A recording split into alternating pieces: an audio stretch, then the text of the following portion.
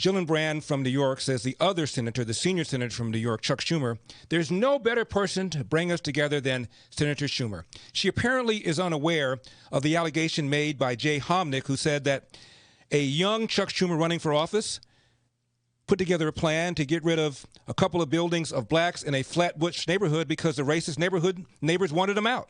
And a young Chuck Schumer said, yeah, I'll do that, and put together a plan to do just that. Now, I've been telling you about my next guest for months.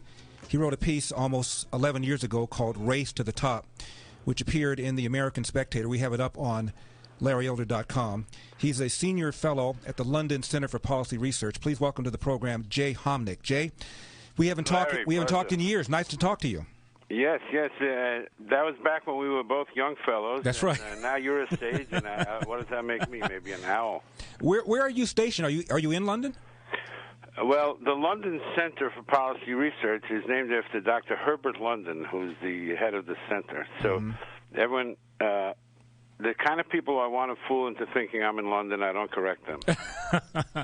Well, Jay, when we talked years ago, we talked about this article that I mentioned called Race to the Top that you wrote in January of 2006 for the American Spectator. And you told about an incident, a political meeting that you went to with your dad. Tell us about it. Well, this was a formative and transformative moment for me, and solidified my political engagement. I was just a fly on the wall, essentially. I was 16, 17, something like that. My father got invited to this meeting. He wasn't that politically active, but he was a prominent figure. And this was in the Flatbush section of Brooklyn. And they were introducing Charles Schumer to us, and I think this is before he ran for Congress.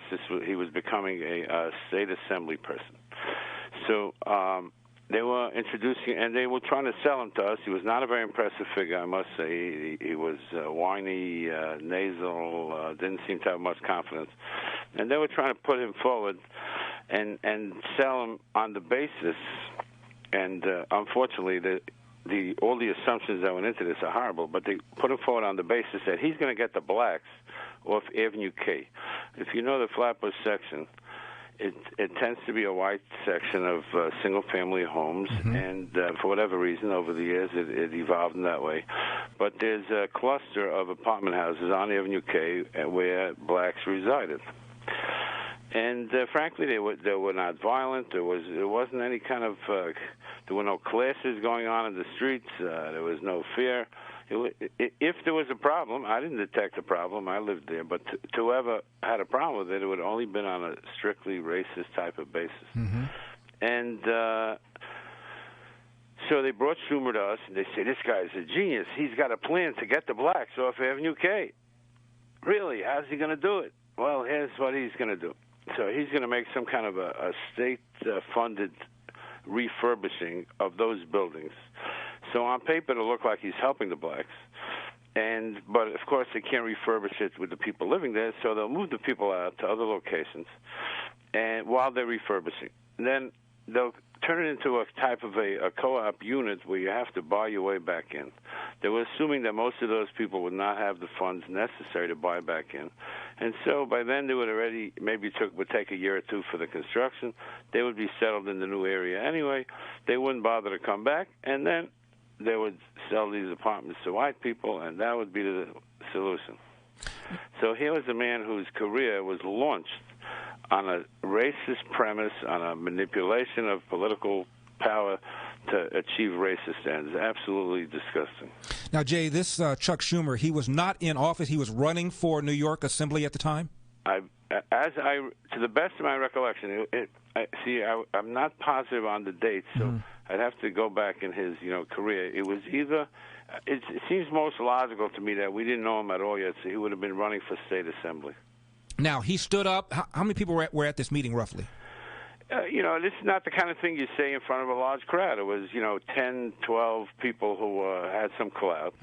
And I guess there was a sort of assumption that you could, talk this kind of inside baseball talk. I mean, I was very, very uncomfortable with a lot of the premises that went into this whole, interaction. I mean, there was an assumption that, of course, we want to get rid of the blacks, and that this young Harvard-educated, whippersnapper is going to come up with a great solution how to accomplish that. It was awful. And it was Schumer's plan, the one that you just outlined about relocating them on the basis that these are going to be refurbished, and then they get right of first refusal. They wouldn't be able to afford to pay for it, and voila, they would be gone. This was Schumer outlining this plan. Right, and that's yeah, and they were selling him to us, saying, "Look, what a genius! He came up with this strategy. Who would have thought of this? This is a masterstroke." Mm-hmm. Now, this plan never got implemented. Do you know why not?